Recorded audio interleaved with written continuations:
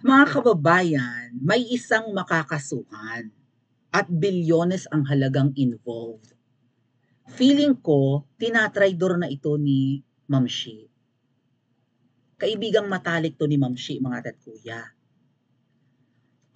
Nagtatrayduran na sila. So parang ito na nga yung sign no? Although may mga naririnig tayong promises na stay with us and you will become a billionaire in 3 years ba yun? Sino ang hindi masisilaw mga ate at kuya? Pati bayan na lang to ng prinsipyo. Or baka nga hindi lang 3 years May ganun daw na kineme.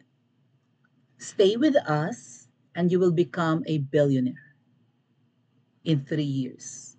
Maybe 2 years pa nga. Sino hindi masisilaw ng mga buhaya? Na mga politiko, magiging bilyonaryo ka pala. Ay, lintik, hindi ka lang milyonaryo, hindi ka lang multi-millionaire, magiging billionaire ka pa. Huwag ka lang tumiwalag sa kanila. Mga ganong cheka. Okay. Pero, may isang binuhay di umano ang kaso. Na parang wala na tong kaso niya, bakit ibinalik? Baka naman talagang may ano na kayo, may mga laglagan blues na nagaganap. Kaya ano ba, nagtatraydura na ba kayo or what? I don't know. Kaibigang matalik ni Ma'am Shi ito No other than ang apakagandang gobernadora ng Cebu, si Governor Gwen Garcia na ang galing-galing mag-TikTok talaga. Wala nang kukontra siya. Sexy bagets na bagets.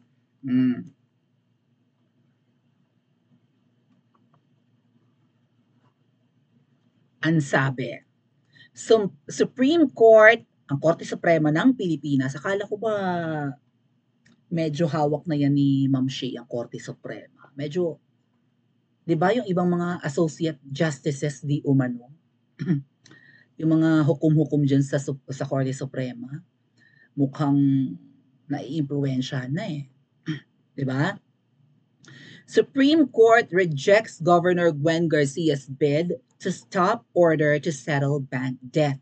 May utang si Gwen Garcia. Anong bangko ito? Ito yata yung HSBC, Hong Kong Shanghai Banking Corporation. So, posted by Kuya Amy, basahin ko na lang sa inyo mga kuya. Ito nga po. Breaking The Supreme Court has ordered Cebu Governor Gwen Garcia to pay damages to HSBC, Hong Kong Shanghai. Kasi ang Hong Kong parang, di ba, although part siya ng China, parang apakayaman kasi ng Hong Kong nakikipag-compete sa Shanghai. So anyway, there's a bank, both of Hong Kong and Shanghai, HSBC, in the amount of $700,000 plus 12% interest. So ang computation dito, kung i-multiply mo yung $700,000, 39 million, maliit lang. Kala ko naman bilyones. Hindi, baka nga bilyones. Teka ha. So, 57 pesos nga raw kasi ang US dollars ngayon. So, US dollar, edi 39 point and halos 40 milyones. Plus interest pa. Mula year 2000 hanggang 2024. 24 years? Multiply ko nga. Edi bilyones rin. Nagpetition daw si Gwendolyn Garcia that challenged the alias writ of execution for her to pay damages to HSBC for failing to settle her debt. Hindi siya nakapagbayad ng utang.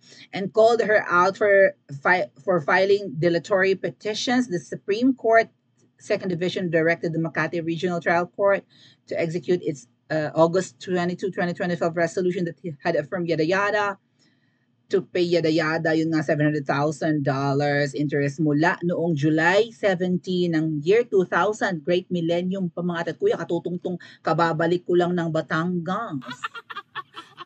Kababalik ko lang ng Katagalugan.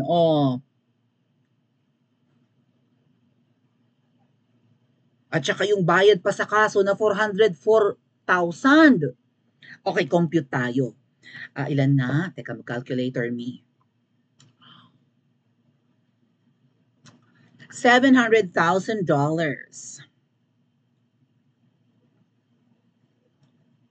Multiply natin sa 57. 56.9 yata ang dollars ngayon. That's 39.9, right?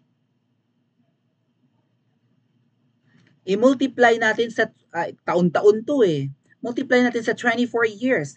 24 years and my life and still I'm trying to get out that big deal of hope. Parang kulang ng isang taon, no? 25 years ba yun? 25 years and my life and still. Huwag mo nang paabuti ng 25 years, Governor Gwen. Magbayad ka na. 24 years na nakakalipas. Halos 25 years na nga yun eh. Kapag nagbilang ka ng year 2000 hanggang 2024. O sige na, 24 years. 957 million pesos. Eh baka naman chicken feed lang to kay Governor Gwen. Dagdag pa natin yung 404,000 na bayad sa habla. 404,000. 560.50 equals maliit lang. 958, halos magwa 1 billion na. So parang nagkrayo-krayo lang nga daw to. I don't know kung anong drama ni Governor Gwen. Teka lang, bistado.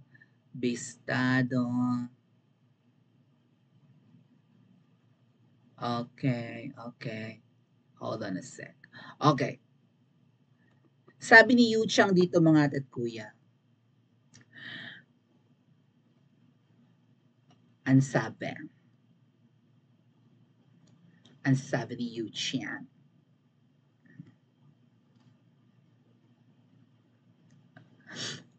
Thank you, Kais ko. Naku po, ayon sa abogado ni Wakwak. Sino ba kayong Wakwak? Ito naman si Yu Chang. Talaga Yu Chang? Sabi, ayon sa abogado ni Wakwak, tagal na daw tegi yung kaso. Matagal nang patay yung kaso na yun. Bigla lang daw nabuhay. Biro mo 2,000 years. Year 2000 pa. Tapos after 24 years, nabuhay. 24 years and my life and still trying to get up that great big deal of castle for a destination. Sabi. Abay, mag-isip ka na, Wakwak, sabi ni Yucha. Sino ba yung Wakwak, mga tatkuya? Abay, mag-isip ka na, Wakwak. Pag ang kaso mo binuhay sa panahon ng kabagang mo, abay, sunod ka na kay Kibs.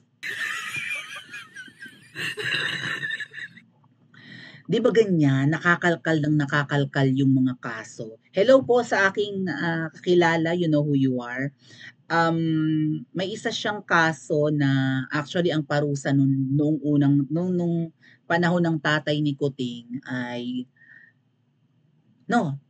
panahon after ng tatay ni Kuting, I think, ang parusa sa kaso ng kakilala ko mga at kuya ay bitay. Okay? Death penalty. So, mga 1980s yon, right? 1987, panahon nga ng pagkatapos ng tatay ni Kuting. So, ang kasong yun parang rebellion thing eh. Okay? Ang parusa sa ganun, even sedition yata, ang parusa nun mga bitay or kamatayan. Matagal na yon. At iba na ang parusa rin ngayon. Binuhay ulit ang kaso niya. Kasi isa siya sa kritiko, you know who you are, no? Kung nanonood man po kayo. Binuhay ang kaso niya. Kasi kritiko siya ng gobyerno ni Kuting. At kung ano-anong mga tanim kaso, inventong kaso, kung may matagal ka ng kaso na bubuhay sa panahon ngayon, kapag ikaw ay kapag hindi ka na nila kailangan,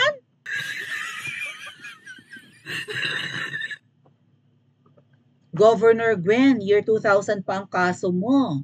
Bakit nabuhay? Akala ko ba best friend mo yan? Nakukunan kayo lagi ng picture pag pumupunta ng Cebu yan. Beso-beso kayo, di ba? Halos magyakapan kayo. Magkahawig nga. Charot, hindi kayo magkahawig. Magkasing ganda nga kayo, di ba? Bakit binuhay ang kaso mo? Itong mga panahong to na, di ba, na katulad nung anak nung taga Cavite, nahulihan na Nahulihan na tumanggap ng nagpapa-deliver ng Maria Juana sa Las Piñas.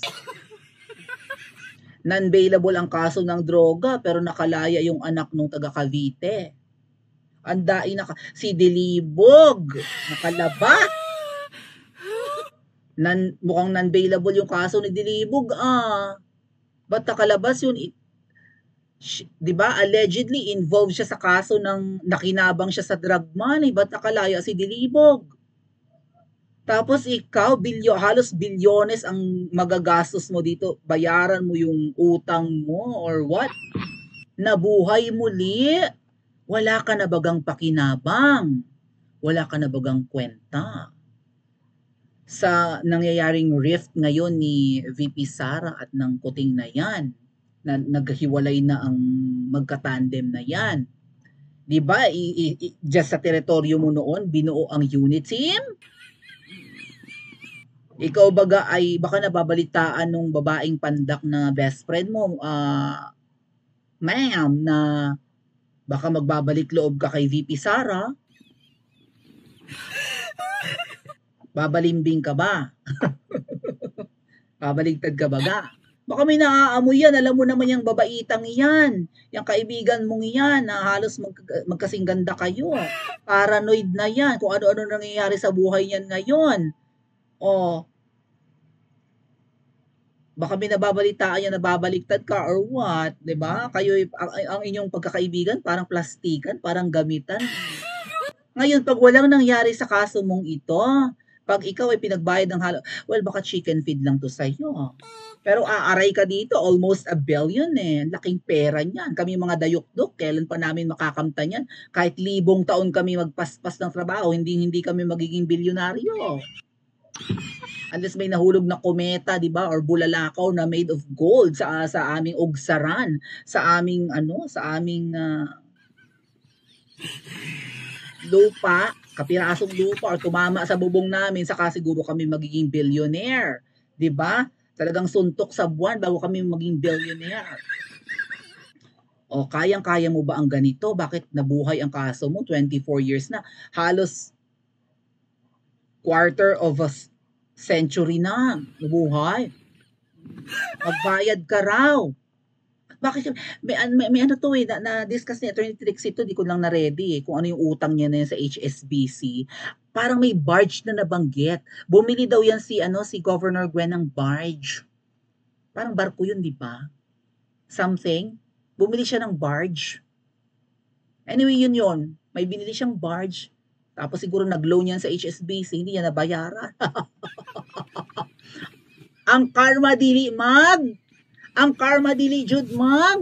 Pa-comment tapos sa comment section at mag-like and subscribe din po kayo.